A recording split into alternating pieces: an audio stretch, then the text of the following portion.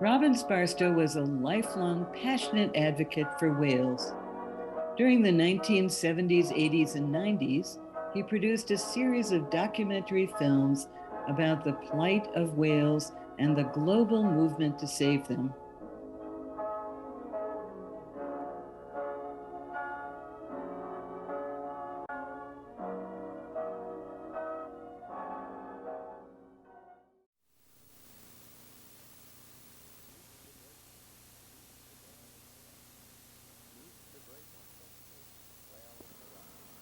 Meet the Great Ones, Whales Alive. A presentation of West Hartford Community Television.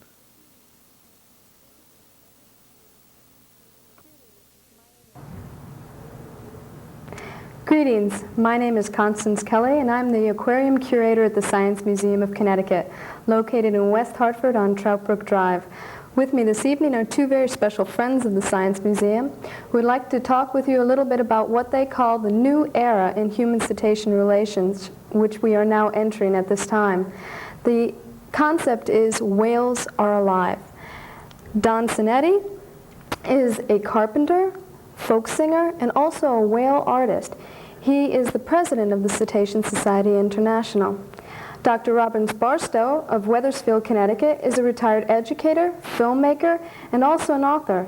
He is the volunteer executive director of the Cetacean Society. First of all, gentlemen, what is the Cetacean Society International? Connie, cetacean is the scientific name for that order of animals that includes the whales, dolphins, and porpoises. And there are some 76 members in this order. They range in size from the blue whale, 100 feet long, 200 tons, down to the small dolphins and porpoises.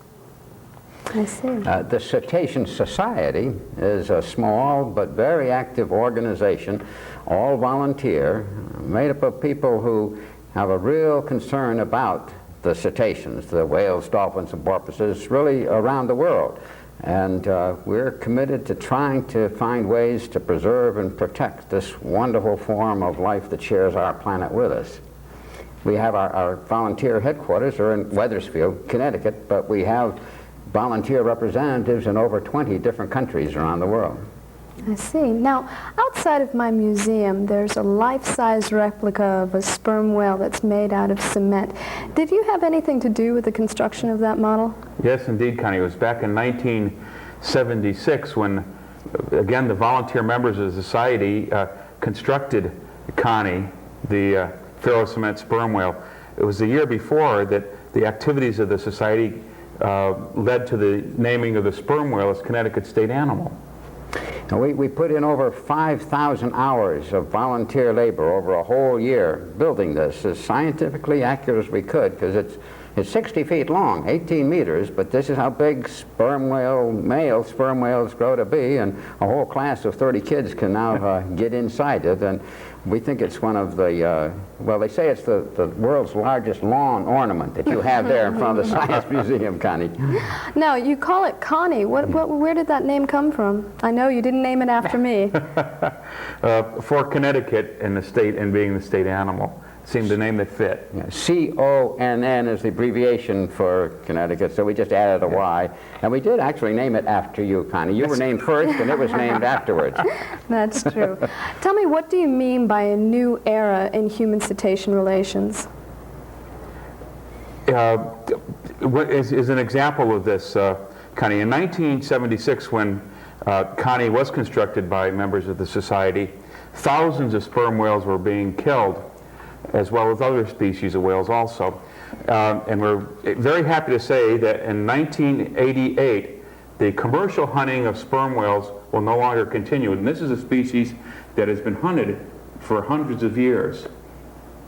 This is really a very dramatic time for us to be alive, because for the first time in human history, human beings have now decided on an international basis that whales, at least for a while, no whales should be killed for commercial purposes.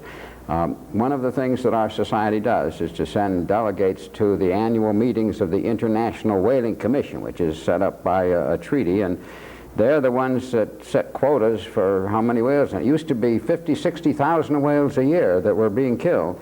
But beginning this year, 1988, there's a zero quota for all species of whales, and so it is a new era of peaceful coexistence of humans and cetaceans, and that's a very exciting development. So that's why you say whales are alive, because this is the first time that we can actually live together without worry or fear of what might be happening in the oceans right now. Actually, that term whales alive was originated by our society when the International Whaling Commission voted in 1982 to set up these zero quotas later on. Now, we knew that this was coming, and so we tried to get people around the world to be thinking in terms of the new kind of relationship we'd have to have, the uses and values of living whales, what we call the non-consumptive uses of whales. And so we had this international conference in Boston, Massachusetts, and we called it the Whales Alive Conference in 1983. I see. I understand 1987, though, was a breakthrough here in Connecticut. What made that year so special for you? Yes, it certainly was kind of because of two creative efforts by Connecticut residents. One was the Whales Alive concert and recording by Paul Winter. Of course, Paul lives up in Litchfield, Connecticut, and is a renowned, very creative musician. He, together with Paul Halley and other musicians, recorded Whales Alive album. There are also readings in there by Leonard Nimoy, and probably the biggest stars of all are the humpback whales, whose songs are on the album. The other exciting thing that happened in 1987 here in Connecticut was the publication of this book by the Cetacean Society International, Meet the Great Ones, an introduction to whales and other cetaceans, and I wrote the text for it, and Don did the illustrations for it. And on April 4th, 1987, Governor O'Neill declared Whales Alive Day here in Connecticut. And down at the Civic Center in Hartford, we had a very special celebration with Paul Winter and the world-famous whale scientist Roger Payne and others to celebrate the issuance of the record album and the publication of the book. And we had a videotape made of that celebration by a friend of ours in Wethersfield, George Odell. And we'd like at this time to show this videotape of that Whales Alive Day, April 4th, 1987.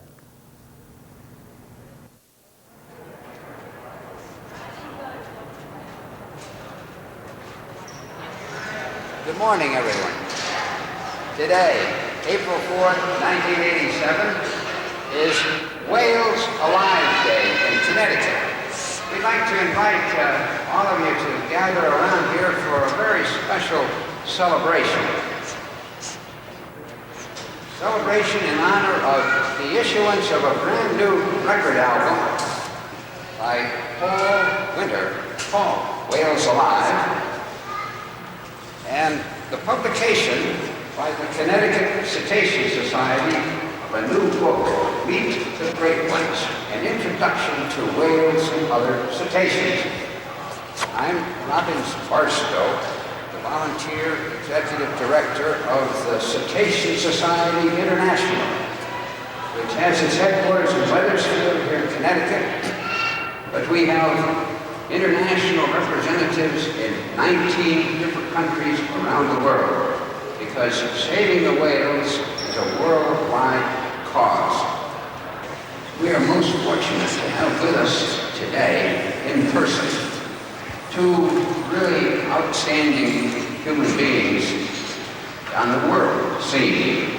We not only have the musician Paul Winter, who has been recording a very special kind of music related to the natural world in a special way for many years, and is the person who has put together this beautiful Whales Alive album.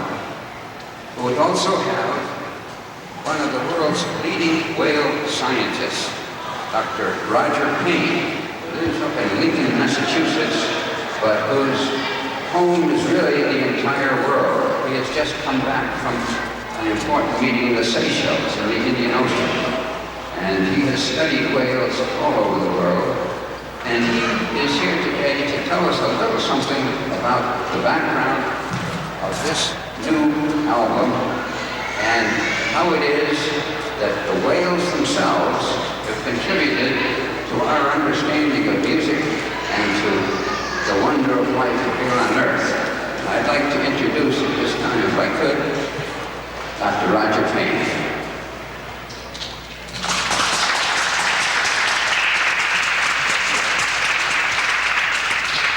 I just want to say a few things. I think it's great that a state can do something like this for a cause which, in fact, thanks to Robbins, Barstow, and others of the Cetacean Society International, is now has made a difference in the lives of whales, made a difference in their fate. However, I want to emphasize one thing, and that is that the fight to save whales has not been yet fully successful. We're making progress, there's no question, but we're in a very dangerous time. For example, there's now a moratorium on whaling, and the Japanese and the Norwegians and the Icelanders and the Russians have all pointed out that they are going to abide by that moratorium and they are going to stop commercial whaling. The important word in that sentence is commercial, because what they're going to do instead of commercial whaling is scientific whaling. And there is absolutely not the slightest detectable difference between commercial whaling and scientific whaling. Only one of those four nations, Russia, surprisingly enough, is actually going to stop all whaling, both commercial and scientific. So at this very moment, whales, in spite of years of efforts by people like Robbins, Barstow, and others at the Cetacean Society International here in Connecticut, in spite of these efforts, whales have not been saved. There is, in fact, a great threat to several species throughout the world. So what we're trying to do still, through efforts like the Whales Alive album that Paul Winter has just recorded, is to try to bring attention to the plight of whales to people who might have the idea that, in fact, whales have been saved. They have not been saved. The music that you'll hear today from Paul was not written perhaps, but composed by humpback whales. Many of the passages, long passages on which he then later improvises, are in fact directly transcribed from the songs of whales. Humpback whales, as you may know, make long, complex sequences of sounds which are then repeated after periods of time. And these complex sequences are indeed therefore songs because they repeat. That's what you mean when you say that a bird sings or a cricket sings or a frog sings. You're referring to the fact that that animal is repeating a pattern of sound. Humpbacks do the same thing. Their songs are much longer, much more complex. Many people would say more beautiful. And Paul is really the first person, I think, who's recognized that these are the basis of a music which is just as honest, just as interesting, and very much older than human music. Pleasure to turn the microphone over to Paul Winter.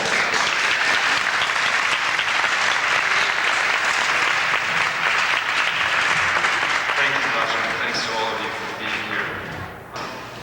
Last November, Roger called me and said that there was going to be a premiere of a film in Boston that he wanted me to come to, and if I would, to MC this premiere, which is going to be given as a benefit by Paramount Pictures for his Long-Term Research Institute, for his having given the tapes, the whale tapes, to Paramount for this film, Star Trek IV.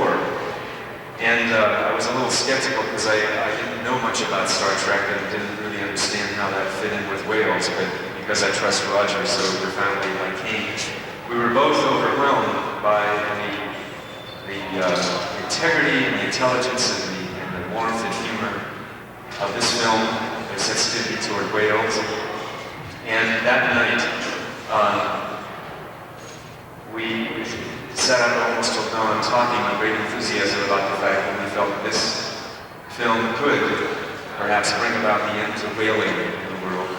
And if it were possible that people could have an entire album of whale sounds related to music that they could take home and listen to for months and months and perhaps years, that experience of that wonderful film perhaps would stay with them, as well as their commitment to making sure that whales remain part of the community of life on the planet in the future.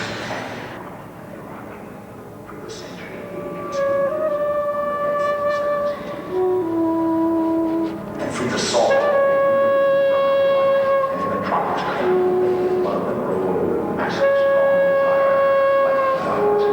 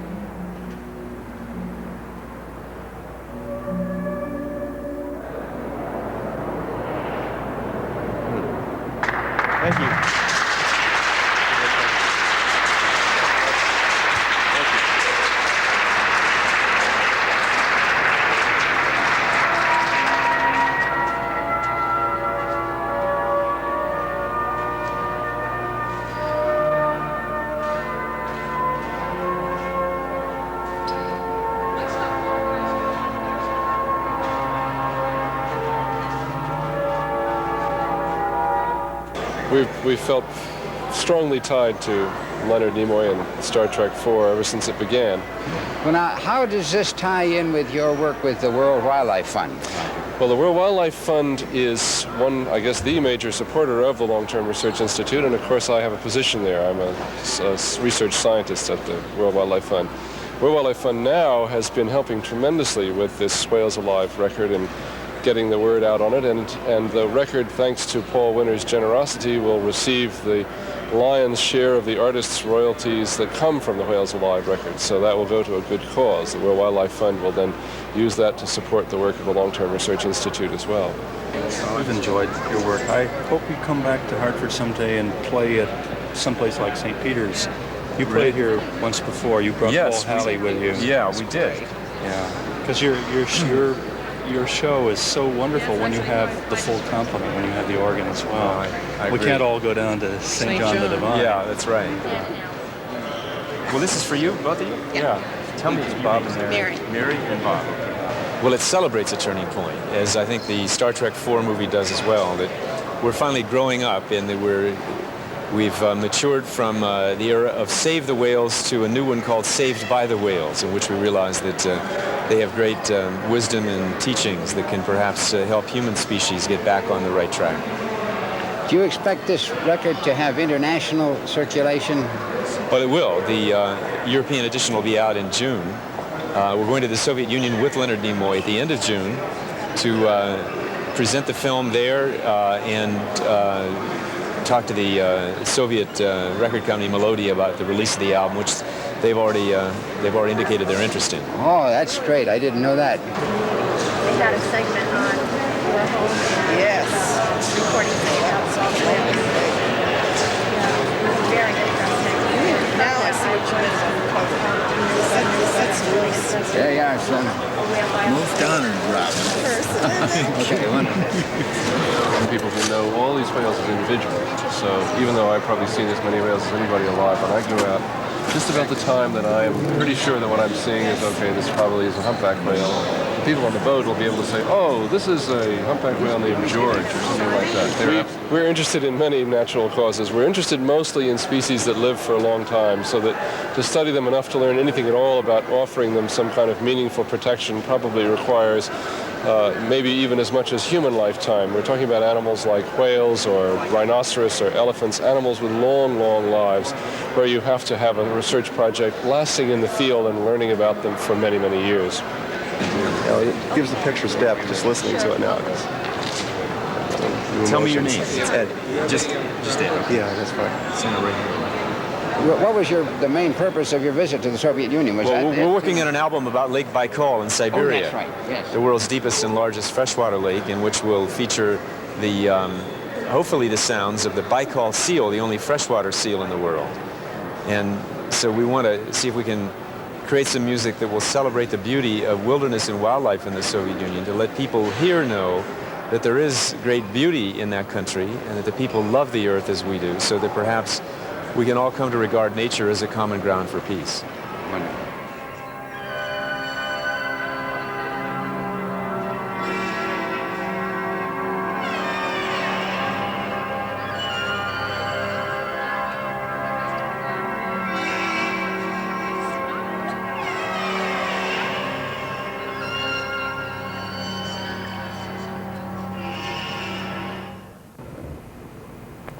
That must have been quite an occasion. How can we obtain this record and book?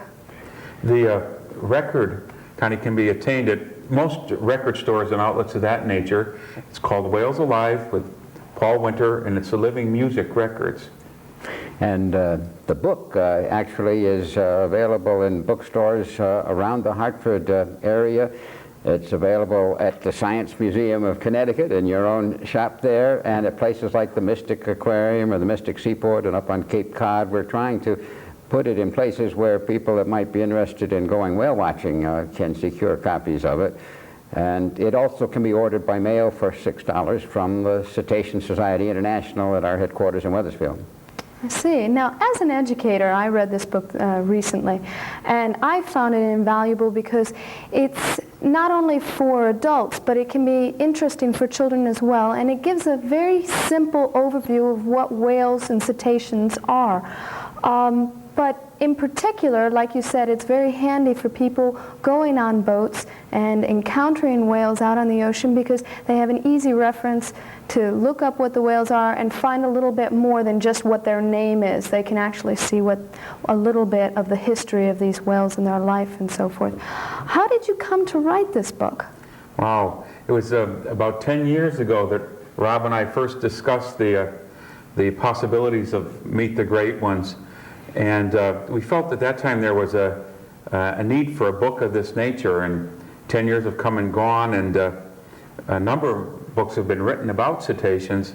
I've had the good fortune of illustrating a few with Simon & Schuster and Alaska Geographic, but still that niche hadn't been filled.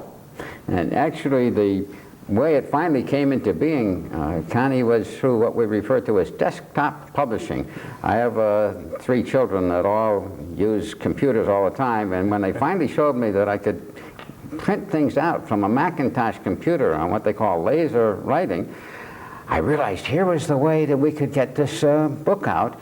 And actually I have the entire book on this little disc. This is the entire book is on this little disc, every word of it, not Don's drawings, but that was how we were able to print it, and for the first time publish it. The Cetacean Society itself is the publisher, and we just had it translated now into Spanish. It's going to be an international book, and so we're very excited. And the reason we did it was exactly what you said. I'm so glad to hear you say that you felt that it filled that need. It was for people that want to know something about whales, but not everything, that wants to have something scientifically accurate and in a proper framework, but still in non-technical language. And of course the drawings make it very special on every page. They certainly do. Don, how did you come about drawing whales? It was in the mid-1970s when I had an opportunity through misfortune. I got hurt on my construction job and was laid up for a while. And there was just the tip of people really becoming interested in what whales and dolphins looked like. Artists like Richard Ellis and Larry Foster were starting to do illustrations of whales and dolphins, these 76 different types. And they're all very, very unique and very beautiful in their own way. And that's when I started illustrating these animals too, because we feel part of the way to save the whales or if people know what they're really like and can appreciate them. I see. Anything else about how you came about writing this book? Or? Well, we believe that whales can enrich human lives, and we hope that through the right kind of peaceful interaction with whales, we in a sense can help enrich their lives too. And when you go whale watching and see whales coming real close to the boat on their own accord, you feel that maybe you are contributing something to their life also. And we are just so anxious for people to know, because once they know, they start to care. And only by having knowledgeable and caring people can we assure the survival of all species here on this water planet of ours. Well, after seeing that film clip and seeing your book and so forth, if people are interested in starting to care about marine mammals in general, what are some ways that they could go about getting involved? Well, hopefully some people would want to join the Cetacean Society International, CSI. Again, we're a completely volunteer organization, and we're not a real large organization, but we do have a global reach with offices, volunteer offices around the world. When a person becomes a member, they get newsletters, they find out about meetings we have with the outstanding cetologists like Roger Payne, who was in the video. And we take whale watchers, people out to see whales for the first time, and if someone is interested, we'd be happy to have them write to the Cetacean Society or just Whales in Wethersfield, Connecticut. They know us at the post office, and that'll get to us. And we can, for $6, we will send them a copy of the book, inscribed if they wish, and it will, that covers the tax and the postage and all, and invite them to come to our meetings and send them more information as to how they can enrich their lives and help to save the whales. Well, I hope this encourages some people to take action. Thank you very much for being with us this evening. Thank you, Connie.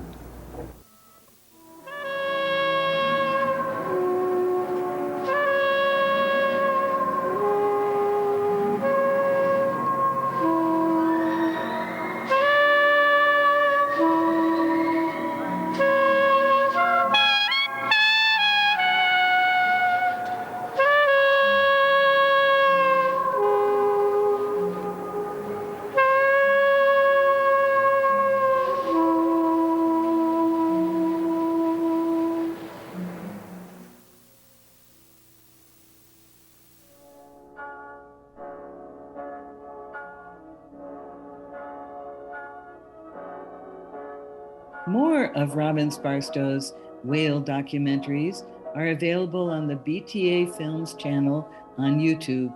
Click here to subscribe or follow these links to other films by a master of home movie storytelling in the pre-digital era.